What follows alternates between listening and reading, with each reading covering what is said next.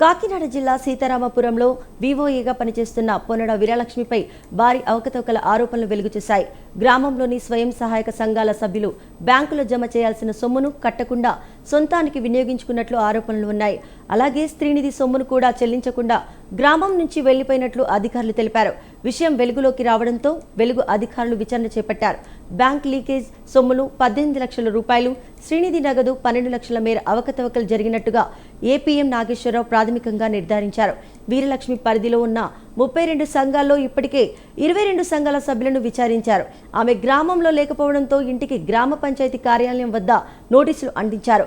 అన్ని సంఘాలపై విచారణ పూర్తయిన అనంతరం నివేదికను డిఆర్డీఏ పీడీకి సమర్పిస్తామని అధికారులు వెల్లడించారు.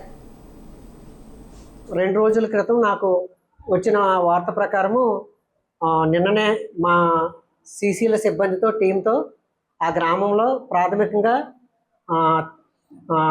వీరి విచారణకి పంపించడం జరిగింది. ఆ తదుపరి మళ్ళీ ఈరోజు కూడా నా సమక్షంలో మళ్ళీ టీం మొత్తం వెళ్ళి అక్కడ సంఘ సభ్యులందరితో కలిపి కూర్చొని ఒక ప్రత్యేక గ్రామ సంఘ సమావేశం ఏర్పాటు చేసి వారితో మాట్లాడడం జరిగింది. దీనికి సంబంధించి సుమారుగా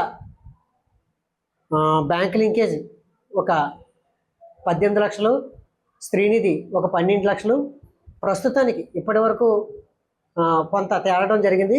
ఇంకా 5-6 గ్రూపుల నుంచి పూర్తి సమాచారం రావాల్సి ఉంది. ఆ తదుపరి వీటన్నింటినీ కలిపి పీడీ గారికి ఈ దర్యాప్తు యొక్క నివేదికను సమర్పించడం జరుగుతుంది. ప్రస్తుతానికి ఈరోజు ప్రాథమికంగా మేము తీసుకున్న చర్యలు ఏంటంటే, ఎవరైతే ఈ అభియోగం మోపబడిన వివోఏ పొన్నాడ వీరలక్ష్మి ఉన్నారో వారికి నోటీస్ ఇవ్వడానికి వాళ్ళ ఇంటికి వెళ్ళగా ఆమె లేకపోవడంతో ఆమె యొక్క ఇంటికి డోర్కి నోటీసు అంటించి